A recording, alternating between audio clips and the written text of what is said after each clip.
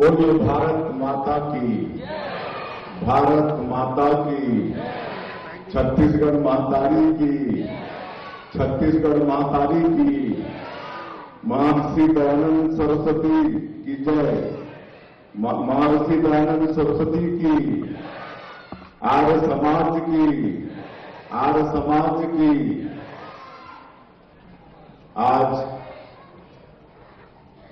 महर्षि दयानंद सरस्वती जी की 200वीं जयंती और आर्य समाज के 150वें स्थापना वर्ष के उपलक्ष्य में रायपुर की इस पवित्र धरती में छत्तीसगढ़ प्रांतीय आर्य प्रतिनिधि सभा द्वारा आयोजित धर्म रक्षा महायज्ञ एवं सनातन संस्कृति सम्मेलन में मंच में विराजमान पूज्य स्वामी धर्मानंद जी सरस्वती, मैं उनके चरणों में प्रणाम करता हूं और जिनका बहुत ही ओजस्वी उद्बोधन हम सब लोग सुने,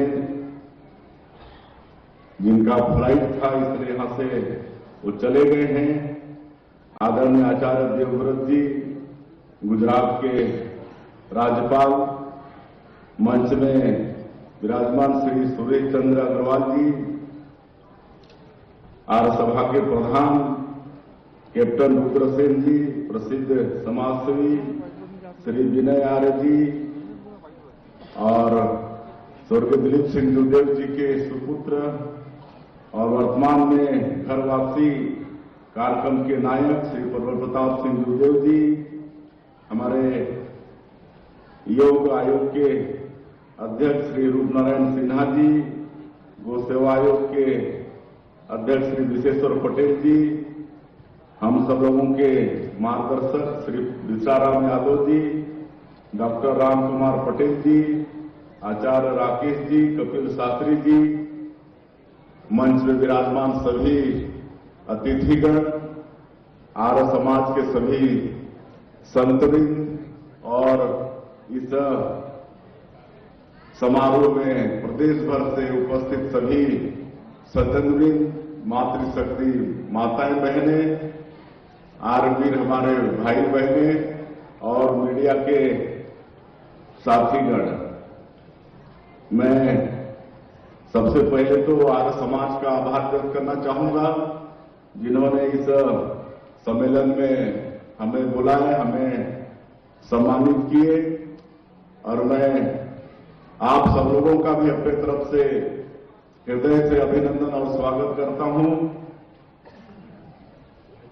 और मैं धन्यवाद देना चाहूंगा छत्तीसगढ़ प्रांतीय आर्य प्रतिनिधि सभा को, जिन्होंने महर्षि दयानंद सरस्वती जी की 200वीं जयंती पर यहां पर यह धर्म रक्षा महायज्ञ का आयोजन किया है और आर्य समाज को पूरे देश में, दुनिया में मानव सेवा करते हुए 150 वर्ष पूरे हुए हैं। उस अवसर पर भी ये महायज्ञ का आयोजन किए हैं, इसलिए बहुत बहुत धन्यवाद है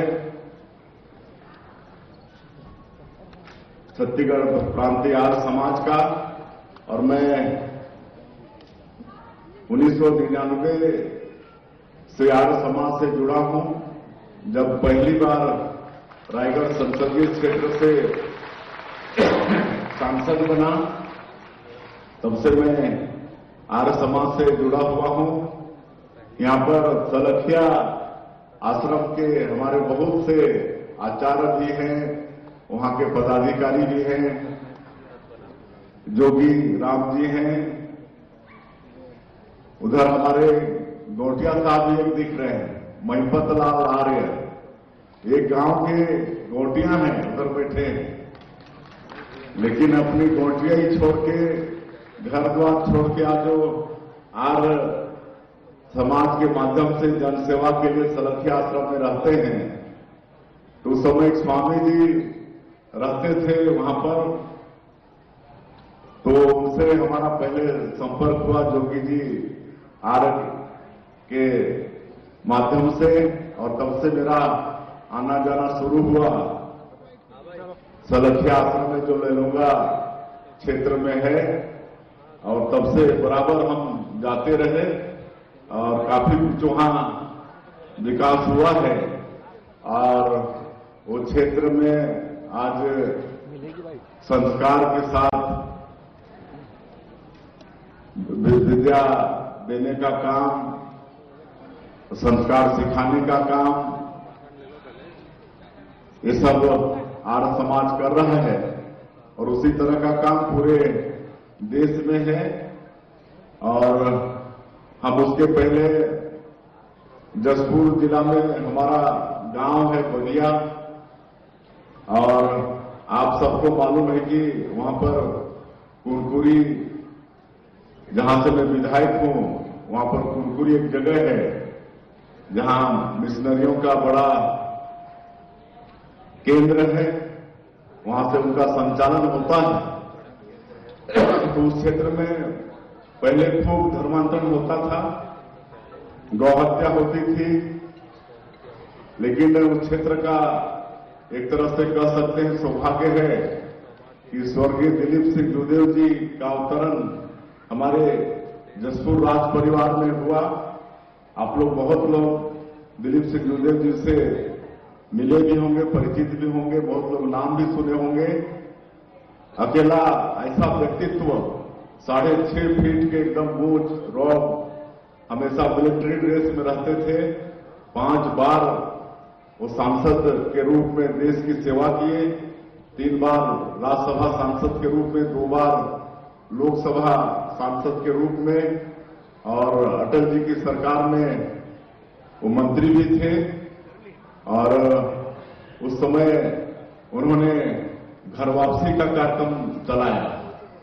राजा होते हुए भी अपने हाथ से कन्वर्टेड लोगों का पैर धो धो के, उनका पैर कपड़ा में साफ करके, ऐसा करके लाखों लोगों को हिंदू बनाने का काम स्वर्गीय दिलीप सिंह जूदेव जी ने किया। गौहत्याएं दिन दहाड़े होती थी, हम लोगों ने उनके नेतृत्व में उस क्षेत्र में दर्जनों पदयात्राएं की, 15 किलोमीटर, 20-20 किलोमीटर की पदयात्रा की। तब जाके वो क्षेत्र आज सुरक्षित है। अखिल भारतीय वनवासी कल्याण आश्रम का भी केंद्रीय कार्यालय है जसपुर, और आज गांव-गांव में कल्याण आश्रम के भी कार्यकर्ता हैं, और वो लोग भी धर्म की रक्षा का काम करते हैं। तो इस तरह से हमारा वो क्षेत्र बचा हुआ है। आज घर वापसी कार्यक्रम को उनके सुपुत्र प्रबल प्रताप सिंह जूदेव जी कर रहे हैं, और घर वापसी के लिए हमारा आर्य समाज भी लगा है, धर्म जागरण भी लगा है, और भी बहुत सारे लोग लगे हुए हैं, और घर वापसी का कार्यक्रम चल रहा है। आज के समय आप सबको मालूम है कि इस छत्तीसगढ़ में ऐसे कई संस्था, ऐसे विधर्मी लोग लगे हैं जो विशेषकर हमारे आदिवासियों को बहकाने में लगे हैं, उनको गलतफहमी में डालने में लगे हैं कि आदिवासी तुम लोग हिंदू नहीं हो, और ये उनको तोड़ने का काम ये कई संस्थाओं के द्वारा षड्यंत्र पूर्वक ये सब चल रहा है। तो ऐसे हम सब लोगों का भी, सनातनियों का, आर्य समाज का, सबका दायित्व और बढ़ जाता है कि उनके बीच में जाएं और उनकी गलतफहमी को दूर करें। हम तो हर जगह जाते हैं, उनको बोलते हैं कि भाई आज हमारे जो वनवासी हैं गांव में सरना होता है, सरना एक पेड़ों का समूह होता है, और जो वहां के पुजारी होते हैं उनको बैगा, पाहन, सिरसा ऐसे बोलते हैं। और वहां वो इतना पवित्र जगह होता है गांव के लिए सरना, कि वहां कोई बिना नहाए घुसता भी नहीं है। जब भी घुसेंगे हल्दी वल्दी पानी डाल के घुसते हैं। वहां का लकड़ी अगर गिर भी जाए तो घर के उपयोग में नहीं लाते हैं। वो पूजा जब 5-6 पूजा होती है साल भर में, तब उसी के उपयोग में लाते हैं। तो ऐसा पवित्र जगह होता है और वहां ग्रामीण देवी देवता सबका पत्थर रख के स्वरूप मान के उसकी पूजा करते हैं। और हमारे तरफ सरना में महादेव पार्वती के नाम से पूछते हैं, तो हम उनको बोलते हैं कि महादेव पार्वती कौन है? यही तो शिव पार्वती है, महादेव पार्वती। और ग्रामीण क्षेत्रों में हर 3 साल में महादेव पार्वती की प्रतिमा स्थापित करते हैं, मिट्टी का बनाते हैं और घर घर वो बैगा की अगुवाई में और गांव के जो पंच पटेल सब होते हैं उनकी अगुवाई में एक एक घर में पूजा होती है। तो ये क्या है? तो सबसे बड़े हिंदू तो हम लोग आदिवासी लोग हैं, जो आज नहीं आदिकाल से महादेव पार्वती के रूप में पूजा करते हैं। आज इधर गौड़ बाहुल्य है, उधर भी उसी तरह का है, उधर भी गौरी गौरा बोलते हैं, वो भी वही शिव पार्वती है। तो उनके बीच में भी हम जाते हैं तो उनको भी बोलते हैं कि भाई ये गौरी गौरा कौन है? ये गौरी गौरा शिव पार्वती ही है। तो आप भी तो शुरू से वापुखा से हिंदू हुए, तो इस तरह से सबको आज उनके बीच में जाकर उनका साहस बढ़ाने का काम करने का ये आवश्यकता है। और ये सब आप सब लोग कर भी रहे हैं। आर्य समाज के नेतृत्व में जगह जगह घर वापसी का कार्यक्रम भी हो रहा है। तो बहुत अच्छा ये काम है आर्य समाज का। और मैं तो बहुत, जैसे मैंने कहा कि 1999 से ही आर्य समाज से जुड़ा हुआ हूं और मुझे कई कार्यक्रम में जाना भी है, इसलिए और ज्यादा नहीं बोलते हुए समाज की तरफ से ये 3 मांगे आई हैं। एक तो जमीन की मांग है, किसी रोड का नामकरण महर्षि दयानंद जी के नाम पर और किसी एक चौक का उसमें प्रतिमा उनका स्थापित करने की 3 मांग आई है।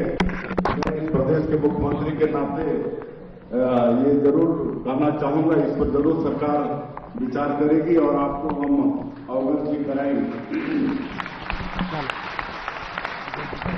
और आप लोगों का इसी तरह से आशीर्वाद करिए, मार्गदर्शन मिलता रहे। और माननीय राज्यपाल महोदय का बहुत ही अच्छा मार्गदर्शन हम लोगों को मिला है। उन्होंने प्राकृतिक खेती पर जोर दी है। निश्चित रूप से एक अच्छा बड़ा कार्यक्रम करके उनको अवश्य छत्तीसगढ़ में बुलाएंगे। हमारे माननीय प्रधानमंत्री जी का भी प्राकृतिक कृषि पर बहुत जोर है और निश्चित रूप से प्राकृतिक खेती पर यहां भी हम लोग जोर देंगे। और जो देसी गाय की उन्होंने बात की कि देसी गाय भी ज्यादा दूध देती हैं, तो उस पर भी हमारी सरकार काम करेगी आने वाले समय में। और अभी 15 महीने में हमारी सरकार जो काम की है, आप लोगों के आशीर्वाद से आप सब लोगों को मालूम है। आदरणीय प्रधानमंत्री जी जो 2023 के विधानसभा चुनाव में मोदी की गारंटी में वादा किए थे कि अगर भारतीय जनता पार्टी की सरकार बनेगी तो ये काम हम लोग करेंगे, तो सब काम हम लोग 1.5 साल में बहुत कुछ पूरा किए। आज 18 लाख गरीब लोग प्रधानमंत्री आवास से वंचित हो गए थे। तो हम लोग सरकार में आते के साथ दूसरे ही दिन पहला कैबिनेट में 18 लाख प्रधानमंत्री आवास की स्वीकृति दिए और राजधान जो होता है उसकी व्यवस्था भी किए। और आज मुझे बताते हुए गौरव हो रहा है कि आज करीब 14 लाख लोगों को पक्का का मकान मिलने का मार्ग प्रशस्त हो गया है। अभी पिछले महीना 30 तारीख को प्रधानमंत्री जी आए थे तो 3 लाख लोगों का एक साथ गृह प्रवेश कराए थे, 3 लाख लोगों का। और इस महीने फिर हमारे केंद्रीय पंचायत मंत्री का फोन आया है तो 3.5 लाख प्रधानमंत्री आवास फिर इस बार मिलने वाला है। अभी आवास प्लस प्लस का सर्वे चल रहा है, क्योंकि पूरे प्रदेश से यहां पर हमारे आरपी लोग आए हैं। तो इसलिए मैं कह रहा हूं कि अभी आवास प्लस प्लस का सर्वे चल रहा है। जो भी जरूरतमंद लोग हैं वो सर्वे कराए, उनको सबको प्रधानमंत्री आवास मिलेगा। और जिनके पास, जिनके नाम से 2 व्हीलर है, 5 एकड़ सिंचित जमीन है, 2.5 एकड़ सिंचित जमीन है, या जिनका 15,000 मासिक आय है वो भी इस बार प्रधानमंत्री आवास से लाभ ले पाएगा। तो ऐसे सभी लोग जिनको मकान की आवश्यकता है वो आवास प्लस पर उसमें सर्वे कराएं। तो किसानों का भी वादा पूरा किए हैं, 21 क्विंटल प्रति एकड़ धान खरीद रहे हैं, 3100 रुपया धान का कीमत दे रहे हैं, अंतर की राशि उसको भी एक मुश्त दे रहे हैं। 70,000 से ज्यादा माताओं को हर महीना महतारी बंधन का 1,000 रुपया दे रहे हैं। 5,60,000 से ज्यादा जो भूमिहीन कृषि मजदूर हैं उनको 10,000 रुपया साल का दिए हैं। रामलला दर्शन योजना शुरू किए हैं जिसमें 22,000 लोग अभी तक लाभान्वित हुए हैं।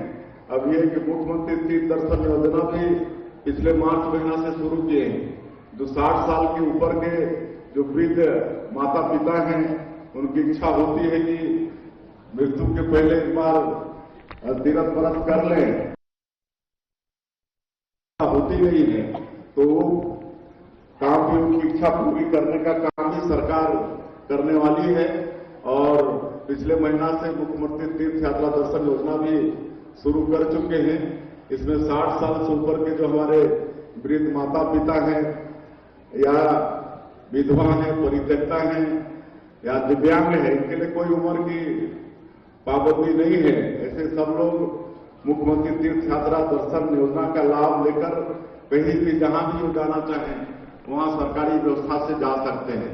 तो ये सब काम हम लोग कर रहे हैं महतारी बंधन योजना का, क्योंकि आप लोगों को भी आगे सत्र चलाना होगा। मुलाकात का मोदी और पूरे प्रदेश से यहाँ पर प्रतिनिधि आए हैं, इसलिए मैंने समझा कि थोड़ी जानकारी आप लोगों के मन में रहे तो उसका लाभ प्रदेश के लोगों को मिलेगा। और मैं ज्यादा नहीं कहते हुए आर्य समाज का हमेशा से आशीर्वाद हम लोग को मिला है, आगे भी आशीर्वाद और मार्गदर्शन मिलेगा इसी विश्वास के साथ। और इस गौरवान्वित कार्यक्रम में बोला, इसके लिए फिर से एक बार समाज का बहुत बहुत आभार व्यक्त करते हुए मैं अपनी बात समाप्त करता हूं। जय हिंद, जय छत्तीसगढ़।